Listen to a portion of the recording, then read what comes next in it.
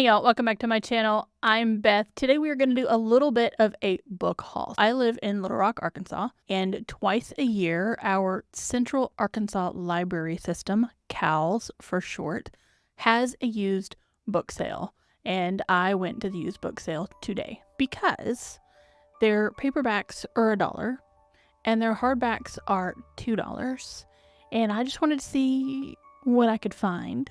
Now when I got there, they let me squeak in and then close the doors behind me because the building was at capacity. Because when the doors opened at 10 a.m. today, there were just tons of people there. The parking lot was full. There were probably about 50 cars lining this street because the parking lot was full. I also had to park on the street. We were all in there with our reusable bags and our boxes trying to maneuver. And of course, one of the first sections that I went to was poetry and drama, and I thought no other nerds are going to be over in poetry and drama. I was wrong. There were several people over there trying to pick through these books. It was a little bit of mania. It was a little bit manic, and it was hot. That building was so hot. At some point, I finally started to feel some airflow, but there were so many people in it, it was just never going to cool off. And it's summertime in Arkansas. But yes, I went to the book sale, did not know what I was going to find, wasn't looking for anything specific, and I bought 6 paperbacks and 6 hardbacks. We're going to go ahead and look at those. And I'm going to start with the paperback classics because that just seems like a logical place to start. These are all classics that I just don't have on my shelf. And some of them are like the Penguin Classics or the Signet Classics. And the first one of those is Don Quixote. Don Quixote is by Miguel Cervantes. And in Don Quixote, if you don't know the story of Don Quixote, the aging Alonso Quixano, who is obsessed with chivalric romances, transforms himself into the knight-errant Don Quixote. Accompanied by his loyal squire Sancho Panza, he sets out on a series of misguided and often humorous adventures, fighting windmills he believes to be giants and mistaking inns for castles. Cervantes' novel is a satirical masterpiece that explores themes of reality versus illusion and the enduring power of idealism. I have read Don Quixote. It's been a hot minute. I can't tell you when I last read it. And it's packed into this tiny version with this tiny print. I've got classics on my list for this year. Maybe Don Quixote will be one of them. Maybe Don Quixote will not be one of them. Y'all know I talk about one of my other creative outlets is making playlists. I actually have a playlist titled Tilting at Windmills that is inspired by Don Quixote. I'll link it down in the description box below, along with the books. I have found the closest version of each one of these books on Amazon to link down below. Some of them, like this one, this edition I couldn't find, but I've linked the closest thing. The other thing that I did was compare the $1 or $2 versus what the current market price is today for the exact same books. Most of the hardbacks I found in the exact same edition, and I saved myself $129. These books would have cost me $147 on today's market price as of July 12th, 2024. And I spent $18 for 12 books. So yeah, a savings of $129. This is why I go to the library used book sale, even though I'm never quite sure what I'm going to find. All right, we're going to move Don Quixote out of the way. And the next classic I picked up was The Tenant of Wildfell Hall by Anne Bronte. I've seen an adaptation of this, but I'm 99.9% sure I actually haven't read the book. When you study classics in school, when your degree is in English literature, and it's a Bronte, you're like, did I read that in school? Did I not read that at school? And I can't remember. So I went ahead and picked myself up a copy. I don't have a copy. In The Tenant of Wildfell Hall, Anne Bronte tells the story of Helen Graham, a mysterious woman who takes up residence at the dilapidated Wildfell Hall. Through her diary, she reveals her turbulent marriage to Arthur Huntington and her courageous escape to protect her son from his corrupting influence. Anne Bronte's novel is a powerful critique of the social norms of the 19th century, particularly concerning the roles and the rights of women, as many of the Bronte novels are. I picked up the Tenant of Wildfell Hall. It's still not ringing a bell on whether I actually read it or if I've just seen an adaptation at some point here or there. I grabbed myself a copy of Ivanhoe, which brings back so many high school memories. If y'all don't know, I went to boarding school in Africa, and a lot of times we had to just come up with ways to entertain ourselves, and so we would have class parties and all of that sort of thing, and we had an Ivanhoe themed class party. I don't remember what year it was. I should 9th grade maybe, 10th, 11th, I have no idea.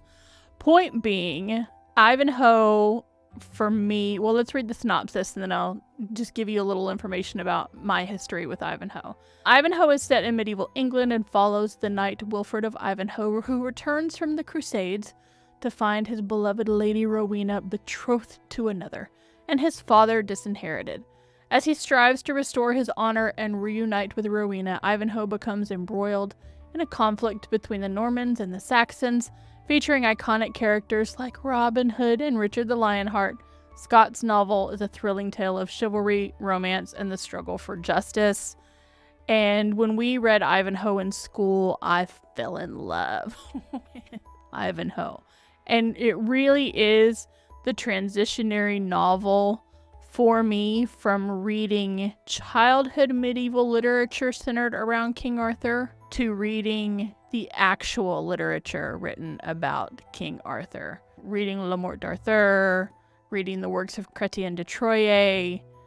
I have a little bit of an obsession with King Arthur, and even though Ivanhoe is not directly King Arthur related, it is medieval literature about knights and the ladies and all of that sort of thing, and it was the bridge between Disney's Sword in the Stone and the rest of Arthurian literature for me. It is that bridge, it is that gap, so I'm always going to have a soft spot in my heart for Ivanhoe. All right, I did pick up 3 other paperbacks that are not in the classics category. The first of those is The Little Paris Bookshop by Nina George. The Little Paris Bookshop follows Jean Perdue, a Parisian bookseller who runs a floating bookstore in the Seine. Perdue has an extraordinary talent for sensing exactly which books will soothe his customers' troubled hearts, but he remains unable to heal his own. When he discovers a long-lost letter from his past love, he sets off on a journey through the rivers of France, seeking closure and rediscovering life's joys. Nina George's novel is a heartfelt ode to the transformative power of books and the resilience of the human spirit. Now, I look at this book every time I'm in a Barnes & Noble or a major bookseller. Every time I'm wandering the shelves of a major bookseller, I see this book and I think about buying this book, and then I never buy the book. It's just because I like books about books, and I like books about libraries, and I like books about bookshops. It's all very meta.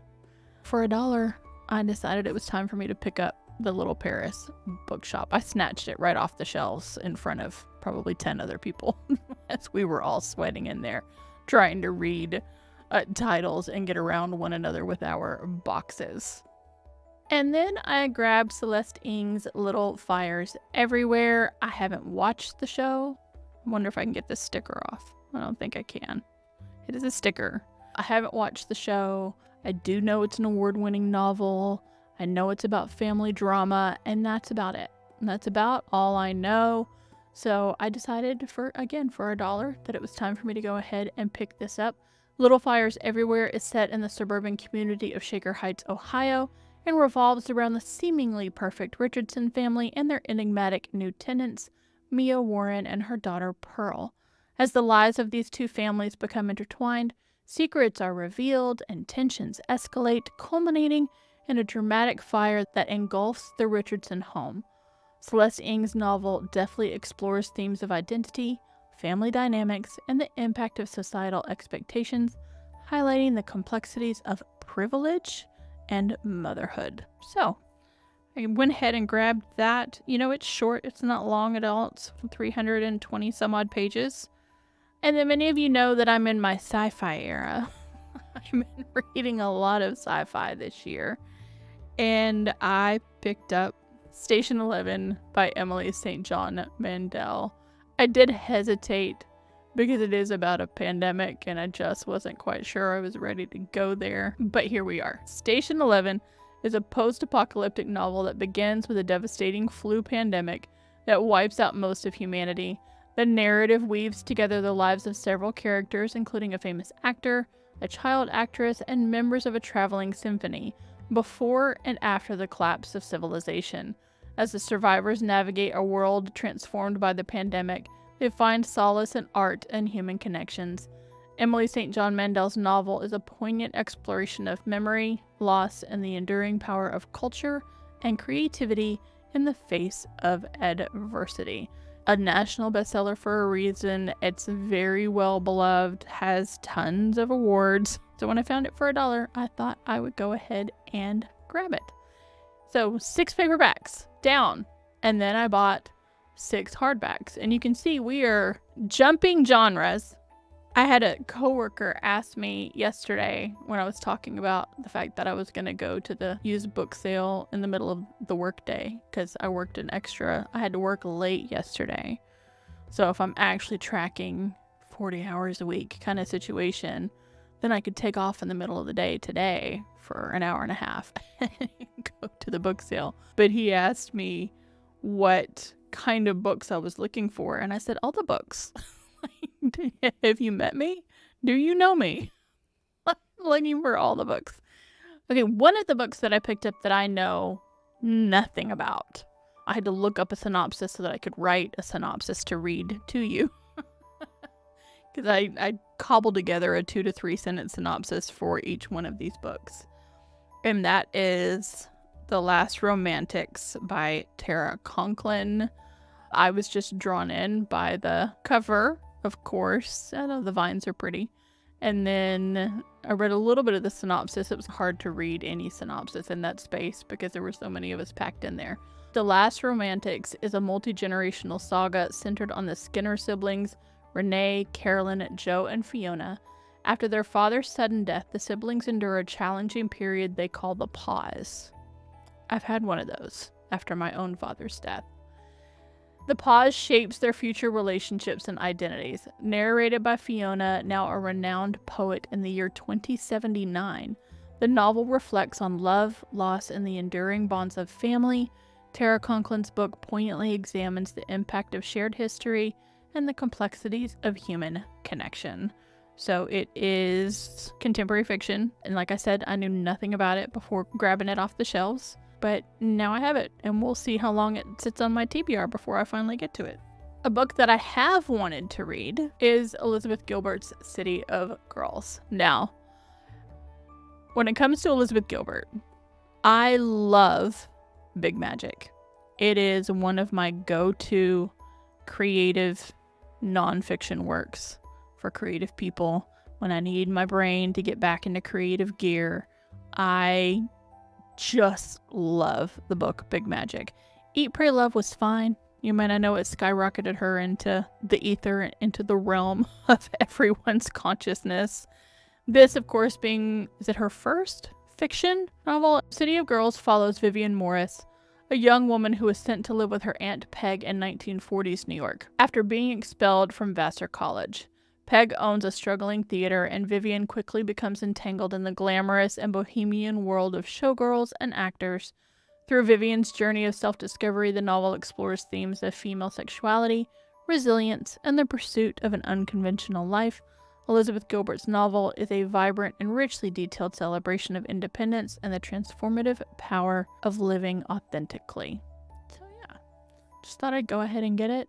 I've been meaning to read Big Magic. Actually, it's been on my to-do list for a month or two, where I've just kind of been in this funk, and I thought, you know what? You just need to read Big Magic and restir your creative juices. So, I don't know, maybe I'll read that first and then read City of Girls. We'll have to wait and see. Okay, so we were talking about Arthur. The fact that I like Arthurian tales. I have read many of the modern ones as well. But when I saw this, I thought, what the heck? Because I had no idea that Deepak Chopra wrote any fiction. I don't know where I was when this book came out in, 1995. No, I know where I was. I was very young. I was 21 and I just had my first child, unplanned, because thank you, bipolar disorder. But no, really, thank you, bipolar disorder, because that's Kenny. And many of you have met Kenny, or you know that I do his bullet journal on this channel. But yeah, that explains why I didn't ever know that this book was a thing that came to be.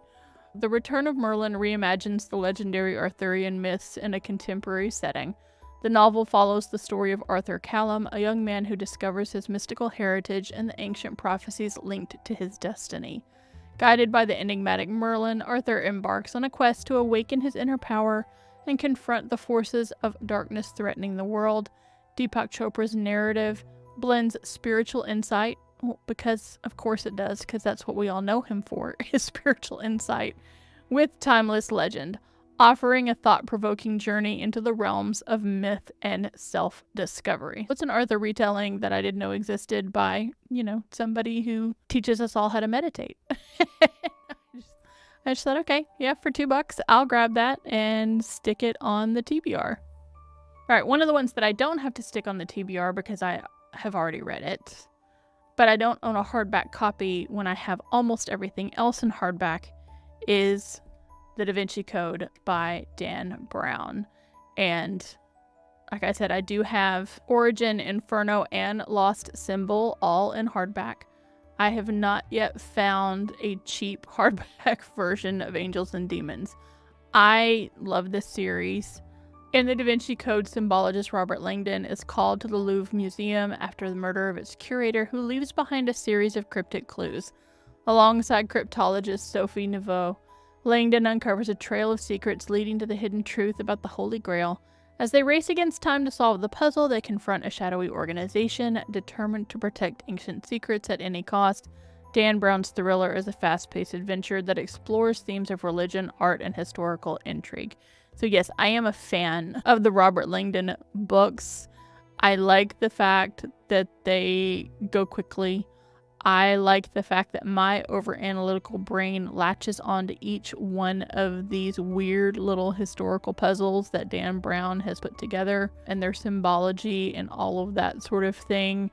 My brain just loves it, and I'm not normally a mystery thriller type reader, but when I find the ones that I like, even if they're wildly popular and sometimes wildly controversial, they're the ones that I grab and pick up. And sometimes I get to a mystery thriller that's wildly popular and I don't get it. An example of that would be The Girl on the Train. Like, didn't love that one. Didn't love the movie, didn't love the book. Kind of situation. But occasionally mystery thriller comes along, or particularly a character. I really think it's Robert Langdon more than anything that I am attracted to in this series of books. But I now have this one to add to the other three that I have in hardback, and then someday I might just have to buy Angels and Demons in hardback, since I can't ever seem to find it, no matter how many used bookstores that I go to. Okay, and then I picked up 2 nonfiction books. Neither one of them I'd ever heard of, but I'm attracted to them for different reasons. So the first is The Haunting of Sylvia Plath. This is a biography by Jacqueline Rose. Rose delves into the life, work, and legacy of the iconic poet Sylvia Plath. Rose explores the complex interplay between Plath's personal experiences and her literary creations, as well as the impact of her turbulent relationship with poet Ted Hughes. The book challenges conventional narratives about Plath's life and death, offering a nuanced examination of her struggle with mental illness, creativity, and the patriarchal forces that influenced her. Jacqueline Rose's analysis provides a deeply insightful and thought-provoking perspective on one of the 20th century's most enigmatic literary figures. I am a big fan of Sylvia Plath, who, like me, lived with bipolar disorder, or what would have been called manic depressive disorder back at that point in time. And, she was another creative. And when I saw this, I just thought, well, if I get around to feeling the need to read a biography, this is probably one that I would actually read. Biographies are not really my cup of tea. Memoirs, yes. Biographies, not so much. But I thought I would, again, $2 for a hardback. I thought I would go ahead and pick it up.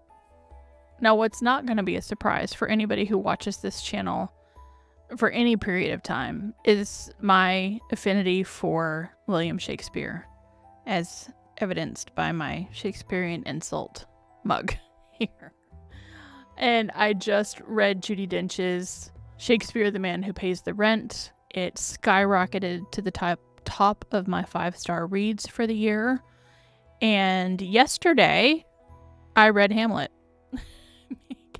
because reading Shakespeare, the Man Who Pays the Rent has ignited my need to tap into some of the bard.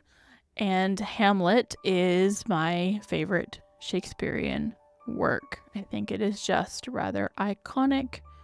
I have every film adaptation of Hamlet in my DVD collection still. It's a very small DVD collection. Most of them have been donated or sent elsewhere. But I'm still at that point where I'm hanging on to a few. And part of that few are adaptations of Hamlet. I love Hamlet. And so when I saw this book, Hamlet Globe to Globe, I thought, oh, what is that? And I grabbed it and put it in my cart before I even really knew what it was. I was like, I'll research it later. And I did not realize that Dominic Dromgoole with the Globe Theatre embarked on this mission to take the play Hamlet to every country in the world. So this says 2 years, 190,000 miles, 197 countries, one play. And that was the whole purpose, was to take it everywhere. But I've peeked into this a little bit. And as he talks about, look, you can see it as a library book.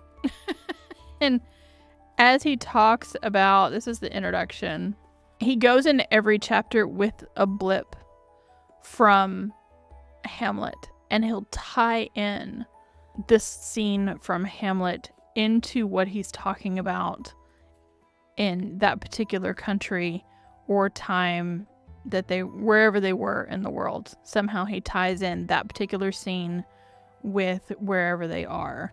And in between chapters, there's a timeline of, so they were in Amsterdam, April 29th and 30th, 2014, Bremen, Germany, May 2nd, Wittenberg, Germany, May 3rd, Norway, May 6th, Sweden, May 8th.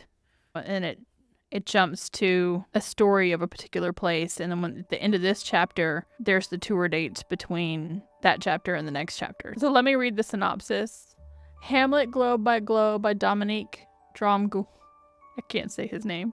Dromgoole chronicles the ambitious global tour undertaken by Shakespearean's Globe Theatre to perform Hamlet in every country in the world. As the artistic director of the Globe, Dromgoole shares his first-hand experiences of bringing the timeless play to diverse audiences across various cultural and political landscapes. The book captures the challenges, triumphs, and profound moments of connection experienced by the troupe, highlighting the universal relevance of Shakespeare's work. Dromgoole's narrative is both an adventurous travelogue and a passionate homage to the enduring power of theater. So on the back here, Emma Thompson, the actress, says the tireless Dromgoole goes on a journey that would kill most of us and connects our greatest poet to every corner of the human experience. Utterly extraordinary. Yeah, so another book that I didn't know existed, which can further solidify my Hamlet obsession. And I just think it's hysterical that I read Hamlet yesterday, which more on Hamlet, I guess, in my reading wrap up for July. I read Hamlet yesterday. I saw this book today. I was like, I have to have that. And then I actually read about it and I was like, oh no, I really, really have to have that. Now, the other thing that I saved myself from, there was a very old, very large 3-volume collection of the complete works of Shakespeare, completely annotated. Now, I don't need it. This is my current complete works of Shakespeare. Can I even fit it in frame? I've had multiple over the years. This is one from school, pretty obviously. I don't need a 3-volume set of the complete works of Shakespeare annotated, but boy, I picked it up because it was $30 because it's an old set. And, and I looked at it and I touched it and I held it and I read it, and then I finally convinced myself that I did not need it, and I did leave without it. And I don't regret it. It was a good decision for me. But there you go. Here are all of my 12 books that I picked up in the library book sale haul. And again, just a reminder that these would have been between $147 and $148 retail had I purchased them all new, and I picked them up for $18. Now, I think most everybody is here because I am a planner girly on the planner too, but I do occasionally like to toss in some reading content, and I do keep a separate reading journal. If you like this video, you know what to do. Please give it a big thumbs up. If you're interested in any of these books, they're linked down in the description box below. Subscribe down there as well if you haven't already, and I will catch you in the next one.